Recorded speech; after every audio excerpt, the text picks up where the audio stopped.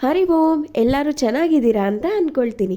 ನಾನು ಇವತ್ತು ಇನ್ನೊಂದು ಇಂಟ್ರೆಸ್ಟಿಂಗ್ ಆಗಿರೋಂಥ ಒಂದು ಕಥೆನ ನಿಮ್ಮ ಮುಂದೆ ನಾನು ತರ್ತಾ ಇದ್ದೀನಿ. ಏನು ಅಂದರೆ, ಕುರುಕ್ಷೇತ್ರ ಯುದ್ಧದಲ್ಲಿ ಒಬ್ಬ ಯೋಧ ಒಂದೇ ನಿಮಿಷದಲ್ಲಿ ಕುರುಕ್ಷೇತ್ರ ಯುದ್ಧನ ಮುಗಿಸ್ಬೇಕು ಅಂತ ಅಂದ್ಕೊಂಡಿದ್ದಂತೆ. ಯಾರು ಆ ಯೋಧ? ಆದರೆ ಯಾಕೆ ಅವನು ಆ ರೀತಿ ಮಾಡಲಿಕ್ಕಾಗಲಿಲ್ಲ, ಏನಕ್ಕೆ ಕುರುಕ್ಷೇತ್ರ ಯುದ್ಧದಲ್ಲಿ ಅವನು ಭಾಗವಹಿಸೋಕ್ಕಾಗಲಿಲ್ಲ ಅನ್ನೋದನ್ನು ಈ ಕಥೆಯಲ್ಲಿ ನಾವು ತಿಳ್ಕೊಳ್ಳೋಣ. ಆಯಿತಾ? ಕುರುಕ್ಷೇತ್ರ ಯುದ್ಧನ ಒಂದೇ ಒಂದು ನಿಮಿಷದಲ್ಲಿ ಮತ್ತು 3 ಬಾಣದಲ್ಲಿ ಬಾರ್ಬರಿಕ ಅನ್ನೋ ಒಬ್ಬ ವ್ಯಕ್ತಿ ಮುಗಿಸ್ಬೇಕು ಅಂತ ಇದ್ದಂತೆ. ಈ ಬಾರ್ಬರಿಕ ಯಾರು? ಬಾರ್ಬರಿಕ ಒಂದು ಭೀಮನ ಮೊಮ್ಮಗ, ಅಂದರೆ ಭೀಮನ ಮಗ ಘಟೋತ್ಕಚ ಮತ್ತು ಮಾರಿಯ ಮಗನೇ ಈ ಬಾರ್ಬರಿಕ. ಆಯಿತಾ? ಅವನಿಗೆ ಬಾರ್ಬರಿಕಂಗೆ ಕುರುಕ್ಷೇತ್ರ ಯುದ್ಧ ನಡೀತಾ ಇದೆ ಅಂತ ಗೊತ್ತಾಗ್ತಾ ಇರೋಂಗೆ ಖುಷಿ ಆಗುತ್ತಂತೆ. ಅವ್ರ ತಾತ ಮತ್ತು ಅವ್ರ ಅಪ್ಪಂಗೆ ಸಹಾಯ ಮಾಡೋದಕ್ಕೆ ಇದೊಂದು ಅವಕಾಶ ಅವನಿಗೆ ಸಿಕ್ತು ಅಂತ ಅಂದ್ಕೊಂಡು ಖುಷಿಯಿಂದ ಬರ್ತಾ ಇರ್ತಾನಂತೆ. ಈ ಥರ ಬರ್ತಿರ್ಬೇಕಾದಾಗ ಕೃಷ್ಣ ಇವನ್ನ ಪರೀಕ್ಷೆ ಮಾಡಬೇಕು ಅಂತ ಅಂದ್ಬಿಟ್ಟು ಒಂದು ಬ್ರಾಹ್ಮಣ ರೂಪಧಾರಿಯಾಗಿ ಅವನ ಮುಂದೆ ಬಂದು ನಿಂತ್ಕೊಳ್ತಾನಂತೆ. ನಿಂತ್ಕೊಂಡು ಎಲ್ಲಿ ಹೋಗ್ತಾ ಇದೆಯಾ ಅಂತ ಕೇಳಿದಾಗ ಆಗ ಬಾರ್ಬರಿಕ ಹೇಳ್ತಾನಂತೆ, ನಾನು ಈ ಥರ ಕುರುಕ್ಷೇತ್ರ ಯುದ್ಧಕ್ಕೆ ಹೋಗಿ ಅಲ್ಲಿ ಸಹಾಯ ಮಾಡಬೇಕು ಅಂತ ಇದ್ದೀನಿ ಅಂತ. ಆ 3 ಬಾಣಗಳು ಅವನ ಹತ್ರ ಇರೋದನ್ನು ಕೃಷ್ಣ ನೋಡಿ ಏನಿದು ಅಂತ ಕೇಳಿದಾಗ ಆಗ ಬಾರ್ಬರಿಕ ಹೇಳ್ತಾನಂತೆ. ಬಾರ್ಬರಿಕ ಕೂಡ ಸಣ್ಣ ವಯಸ್ಸಿಂದನೂ ಅವನು ಶ್ರದ್ಧೆಯಿಂದ ಮತ್ತು ತುಂಬ ನಿಷ್ಠೆಯಿಂದ ಅವರಮ್ಮನ ಹತ್ರ ಈ ಥರದ್ದು ಬಿಲ್ಲು ಬಾಣು ವಿದ್ಯೆಗಳನ್ನ ಶಾಸ್ತ್ರನ ಅವನು ಅಧ್ಯಯನ ಮಾಡಿದ್ನಂತೆ. ಅದೇ ಥರ ನಿಷ್ಠೆಯಿಂದ ತಪಸ್ಸನ್ನು ಆಚರಿಸಿ ದೇವತೆಗಳಿಂದ 3 ವರಗಳನ್ನ ಅಂದರೆ 3 ಬಾಣಗಳನ್ನ ಪಡೆದಿದ್ದಂತೆ. ಇದು ಕುರುಕ್ಷೇತ್ರ ಯುದ್ಧದಲ್ಲಿ ಉಪಯೋಗ ಆಗುತ್ತೆ ಅಂತ ತಗೊಂಡು ಬರ್ತಾ ಇದ್ದಂತೆ. ಅದನ್ನೇ ಕೃಷ್ಣನಿಗೆ ವಿವರಿಸ್ತಾ ಹೋಗ್ತಾನೆ.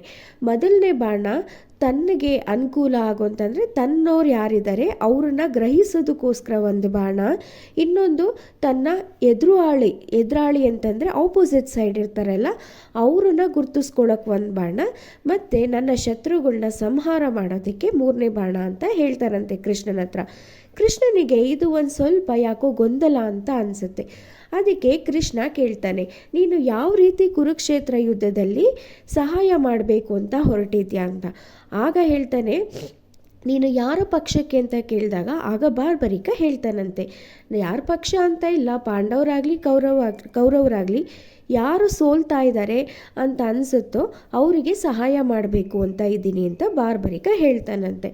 ಆಗ ಕೃಷ್ಣನಿಗೆ ಅನಿಸುತ್ತೆ, ಇಲ್ಲೊಂದು ಸಮಸ್ಯೆ ಉಂಟಾಗುತ್ತೆ ಅಂತ. ಯಾಕೆ ಅಂತಂದರೆ, ಈಗ ಕೌರವರು ಸೋಲ್ತಾ ಇದ್ರೆ ಕೌರವರು ಗೆಲ್ಲಿಸಿದಾಗ ಪಾಂಡವರು ಸೋಲ್ತಾರೆ, ಮತ್ತು ಪಾಂಡವರನ್ನ ಅವ್ನು ಗೆಲ್ಲಿಸ್ತಾ ಇದ್ರೆ ಕೌರವರು ಸೋಲ್ತಾರೆ. ಸೋತೋರಿಗೆ ಇವನು ಸಹಾಯ ಮಾಡ್ತಾನೆ ಇದ್ದರೆ ಏನಾಗುತ್ತೆ? ಕುರುಕ್ಷೇತ್ರ ಯುದ್ಧ ನಿಲ್ಲೋದಿಲ್ಲ. ಇದನ್ನು ಯೋಚನೆ ಮಾಡಿ ಕೃಷ್ಣ ಏನಂತ ಹೇಳ್ತಾನೆ ಅಂದರೆ, ನೋಡು, ನಿನ್ನ ಯೋಚನೆ ಏನೋ ತುಂಬ ಚೆನ್ನಾಗಿದೆ, ಆದರೆ ಕುರುಕ್ಷೇತ್ರ ಯುದ್ಧ ಶುರು ಆಗೋ ಮುಂಚೆ ಒಬ್ಬ ಕ್ಷತ್ರಿಯನ ಬಲಿಯಾಗಬೇಕಂತೆ. ಆ ಥರ ಬಲಿಯಾದರೆ ಕುರುಕ್ಷೇತ್ರ ಯುದ್ಧದಲ್ಲಿ ಒಂದು ಜಯ ಸಿಗತ್ತಂತೆ ಅಂತ ಹೇಳಿದಾಗ ಬಾರ್ಬರಿಕಂದು ಎಷ್ಟು ನಿಶ್ಚಲವಾದ ಮನಸ್ಸು ಅಂತಂದರೆ ಅವನು ಒಪ್ಕೋತಾನಂತೆ, ನಾನು ಇದಕ್ಕೆ ರೆಡಿ ಅಂತ ಒಪ್ಕೋತಾನಂತೆ. ಹಾಗಾಗಿ ಆಗ ಕೃಷ್ಣನಿಗೆ ತುಂಬ ಖುಷಿ ಆಗಿಬಿಟ್ಟು ಕೃಷ್ಣ ಬ್ರಾಹ್ಮಣ ರೂಪ ವೇಷನ ತೆಗೆದುಬಿಟ್ಟು ತನ್ನ ನಿಜವಾದ ಅವತಾರನ ತೋರಿಸ್ತಾನಂತೆ. ತನ್ನ ನಿಜವಾದ ಅವತಾರನ ತೋರಿಸಿದಾಗ ಬಾರ್ಬರಿಕಂಗೆ ತುಂಬ ಖುಷಿ ಆಗುತ್ತಂತೆ. ಆವಾಗ ಏನು ಮಾಡ್ತಾನೆ, ಬಾರ್ಬರಿಕ ಕೂಡ ಕೃಷ್ಣನ ಹತ್ರ ಒಂದು ಕೇಳ್ತಾನಂತೆ, ನಾನೇನೋ ನಿನಗೆ ಒಪ್ಪಿಗೆ ಕೊಟ್ಬಿಟ್ಟೆ, ಆಯಿತು ನನ್ನ ತಲೆನ ಕತ್ತರಿಸು ಅಂತ ಅಂದ್ಬಿಟ್ಟು ಅಂತ, ಆದರೆ ನನಗೂ ಕೂಡ ಕುರುಕ್ಷೇತ್ರ ಯುದ್ಧನ ನೋಡಬೇಕು ಅಂತ ತುಂಬ ಆಸೆ ಇದೆ ಅಂತ ಹೇಳಿದಾಗ ಆಗ ಕೃಷ್ಣ ಏನು ಮಾಡ್ತಾನಂತೆ ಗೊತ್ತಾ, ಅಲ್ಲಿ ಒಂದು ಕುರುಕ್ಷೇತ್ರ ಜಾಗ ಏನು ನಡೀತಾ ಇರುತ್ತೆ ಆ ಬೆಟ್ಟದ ಮೇಲೆ ಇವನ ತಲೆನ ತೊಗೊಂಡೋಗಿ ಇಡ್ತಾನಂತೆ. ಈ ಕುರುಕ್ಷೇತ್ರ ಯುದ್ಧನ ಮೊದಲಿಂದ ಕೊನೆವರೆಗೂ ನೋಡಿರೋಂಥ ಒಬ್ಬ ವ್ಯಕ್ತಿ ಅಂತಂದರೆ ಅದು ಬಾರ್ಬರಿಕನೇ. ಇದು ಎಷ್ಟೋ ಜನಕ್ಕೆ ಗೊತ್ತಿಲ್ಲ.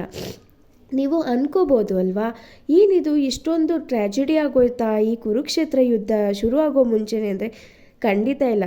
ನಮ್ಮ ಭಗವಂತ ಕೃಷ್ಣ ಯಾರಿಗೂ ಆ ಥರ ಅನ್ಯಾಯ ಮಾಡಲ್ಲ, ಹೌದಲ್ವಾ?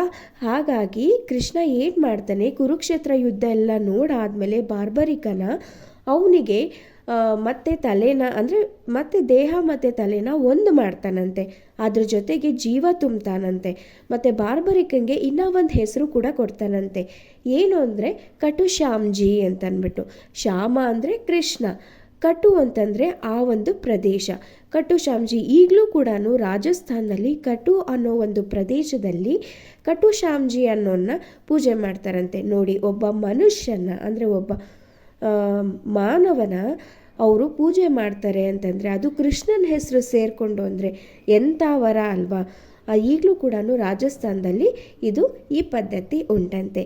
ಕೇಳಿಸ್ಕೊಂಡ್ರ ಈ ಕಥೆನ? ಈ ಕತೆ ನಿಮಗಿಷ್ಟ ಆಗಿದ್ರೆ ನಾನು ಯಾವಾಗಲೂ ಹೇಳೋ ಹಾಗೆ ನನ್ನ ಚಾನಲ್ನ ಸಬ್ಸ್ಕ್ರೈಬ್ ಮಾಡ್ಕೊಳ್ಳಿ, ಲೈಕ್ ಮಾಡಿ, ಕಮೆಂಟ್ ಮಾಡಿ. ಇದು ಒಳ್ಳೆ ಮಾಹಿತಿ ಅನಿಸಿದ್ರೆ ಆದಷ್ಟು ಜನಕ್ಕೆ ಶೇರ್ ಮಾಡಿ. ಯಾಕೆಂದರೆ ಇಂತಿಂಥ ಒಳ್ಳೆ ಮಾಹಿತಿನ ನಾವು ಶೇರ್ ಮಾಡಿದಷ್ಟು ನಮಗೆಷ್ಟೋ ವಿಷಯಗಳು ಗೊತ್ತಿಲ್ಲದೆ ಇರೋದು ತಿಳ್ಕೊಂಡು ಅದನ್ನು ಮುಂದುವರಿಸ್ಕೊಂಡು ಹೋಗೋವಂಥದ್ದಾಗುತ್ತೆ. ಮತ್ತು ಇದೇ ಥರ ಇನ್ನೊಂದು ಇಂಟ್ರೆಸ್ಟಿಂಗ್ ಆಗಿರೋ ಕಥೆನ ನಿಮ್ಮ ಮುಂದೆ ನಾನು ತೊಗೊಂಡು ಬರ್ತೀನಿ.